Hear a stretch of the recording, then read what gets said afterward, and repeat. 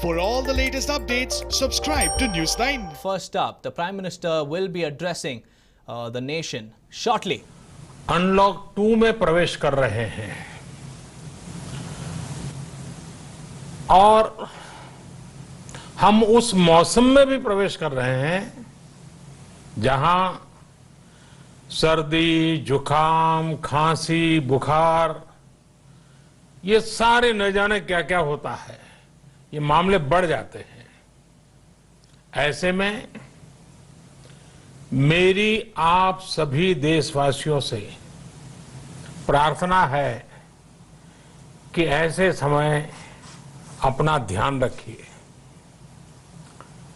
साथियों, ये बात सही है कि अगर कोरोना से होने वाली मृत्यु दर को देखें तो दुनिया के अनेक देशों की तुलना में भारत संभली हुई स्थिति में है। समय पर किए गए लॉकडाउन और अन्य फैसलों ने भारत में लाखों लोगों का जीवन बचाया है, लेकिन हम ये भी देख रहे हैं कि जब से देश में अनलॉक 1 हुआ है, व्यक्तिगत और सामाजिक व्यवहार में लापरवाही जरा बढ़ती ही चली जा रही है। पहले हम मास्क को लेकर, 2 गज की दूरी को लेकर 20 सेकंड तक दिन में कई बार हाथ धोने को लेकर बहुत सतर्क थे, लेकिन आज जब हमें ज्यादा सतर्कता की जरूरत है तो लापरवाही बढ़ना बहुत ही चिंता का कारण है। साथियों, लॉकडाउन के दौरान बहुत गंभीरता से नियमों का पालन किया गया था। अब सरकारों को, स्थानीय निकाय की संस्थाओं को, देश के नागरिकों को फिर से उसी तरह की सतर्कता दिखाने की जरूरत है। विशेषकर कंटेनमेंट जोन्स, उस पर तो हमें बहुत ध्यान देना होगा।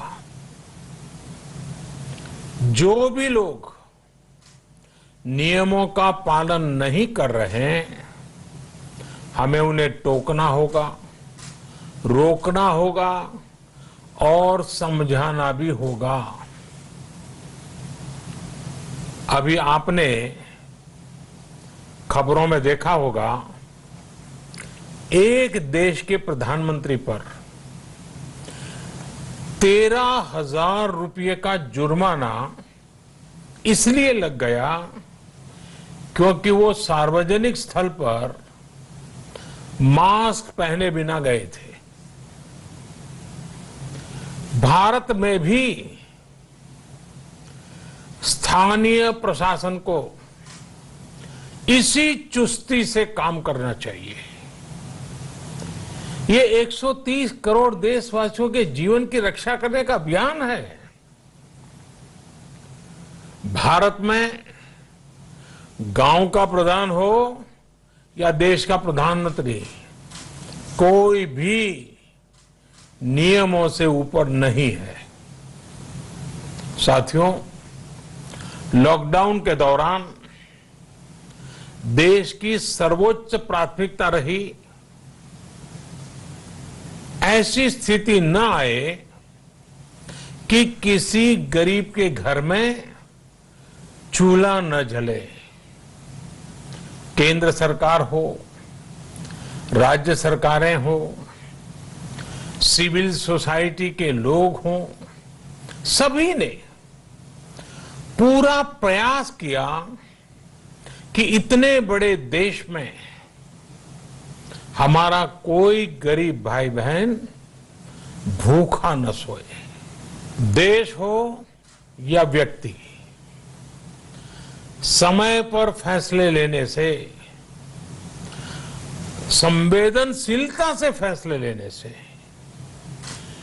किसी भी संकट का मुकाबला करने की शक्ति अनेक गुना बढ़ जाती है। इसलिए लॉकडाउन होते ही सरकार प्रधानमंत्री गरीब कल्याण योजना लेकर आई। इस योजना के तहत गरीबों के लिए 2.25 लाख करोड़ रुपए का पैकेज दिया गया। साथियों, बीते 3 महीनों में 20 करोड़ गरीब परिवारों के जनधन खातों में सीधे 31,000 करोड़ रुपया जमा करवाए गए हैं। इस दौरान 9 करोड़ से अधिक किसानों के बैंक खातों में 18,000 करोड़ रुपए जमा हुए हैं। इसके साथ ही गांवों में श्रमिकों को रोजगार देने के लिए प्रधानमंत्री गरीब कल्याण रोजगार अभियान तेज गति से आरंभ कर दिया गया है। इस पर सरकार 50,000 करोड़ रुपए खर्च कर रही है। लेकिन साथियों, एक और बड़ी बात है जिसने दुनिया को भी हैरान किया है, आश्चर्य में डुबो दिया है। वो ये कि कोरोना से लड़ते हुए भारत में 80 करोड़ से ज्यादा लोगों को 3 महीने का राशन, यानी परिवार के हर सदस्य को 5 किलो गेहूं या चावल मुफ्त दिया गया। इसके अतिरिक्त प्रति परिवार हर महीने 1 किलो दाल भी मुफ्त दी गई। यानी एक तरह से देखें तो अमेरिका की कुल जनसंख्या से 2.5 गुना अधिक लोगों को,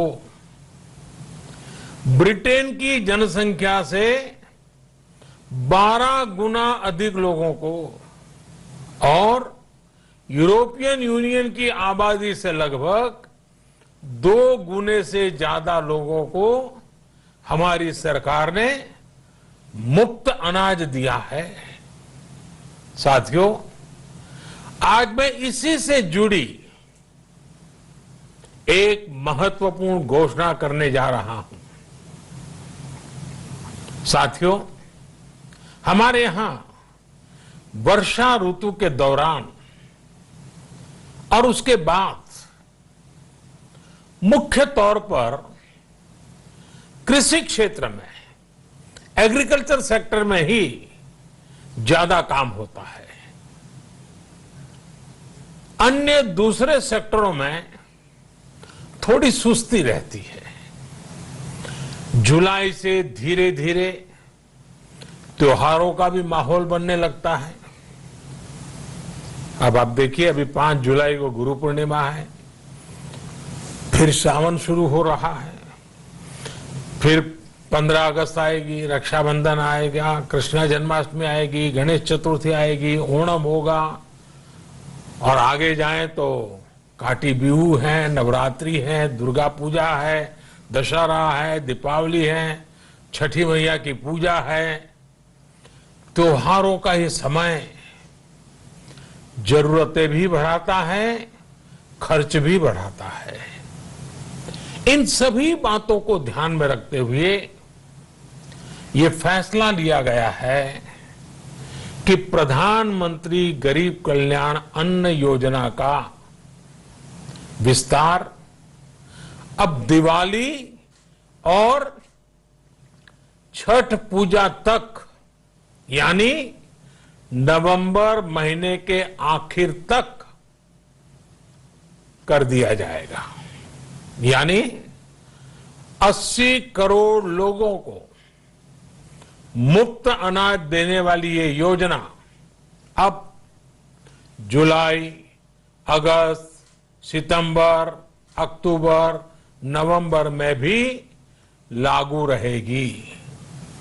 सरकार द्वारा इन 5 महीनों के लिए 80 करोड़ से ज्यादा गरीब भाई बहनों को हर महीने परिवार के हर सदस्य को 5 किलो गेहूं या 5 किलो चावल मुफ्त मुहैया कराया जाएगा और साथ ही प्रत्येक परिवार को हर महीने 1 किलो चना भी मुफ्त दिया जाएगा। साथियों, प्रधानमंत्री गरीब कल्याण अन्न योजना के इस विस्तार में 90,000 करोड़ रुपए से ज्यादा खर्च होंगे और अगर इसमें पिछले 3 महीने का खर्च भी जोड़ दें तो ये करीब करीब 1.5 लाख करोड़ रुपया हो जाता है। अब पूरे भारत के लिए हमने एक सपना देखा है। कई राज्यों ने तो बहुत अच्छा काम भी किया है। बाकी राज्यों पर भी हम आग्रह कर रहे हैं कि इसको काम को आगे बढ़ाएं। और काम क्या है?